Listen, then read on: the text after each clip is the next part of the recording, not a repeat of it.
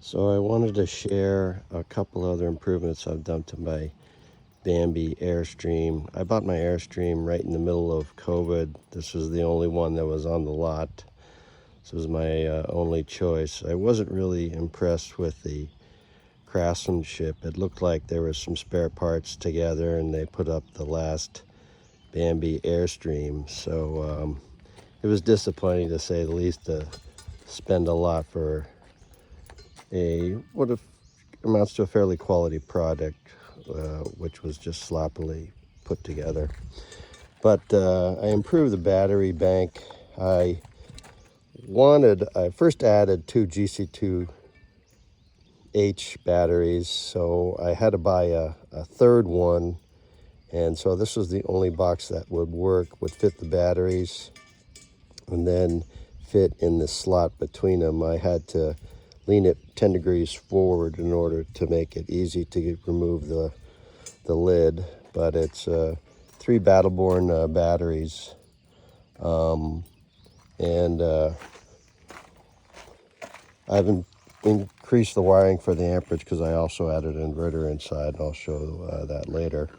But adding solar panels on the top, I'm only limited to about 300 watts on the top, so I needed some other way to charge it. So I got a Victron DC-DC Orion charger that I installed here, and a 50 amp circuit breaker with some other Victron products, and I ran the wire up to the trailer hitch, and I used the I think it's called Trailer Vision plugs that I added a bonded 6-gauge wire to.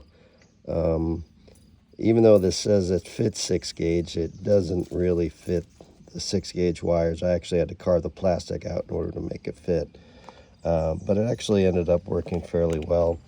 And then I used the Trailer Vision plug on the back of the trailer that I mounted to the bottom, and then it snaps right in, and then the cap locks the plug into place just like it does for the 7-pin right there. But I ran the wire from the front of the truck. I put a switch in I have a 2019 Tacoma.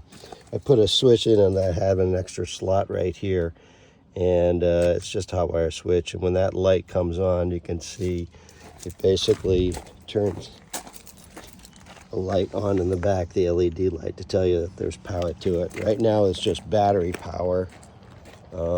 It's not the alternator power. When the car is running, obviously it's alternator power.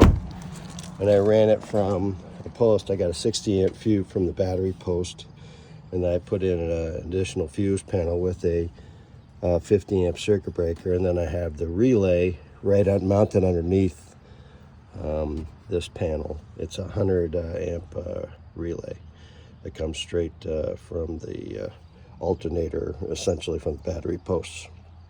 So the Orion charger detects the voltage of I think it's 13.9 volts, and then waits 2 minutes, and then it starts charging.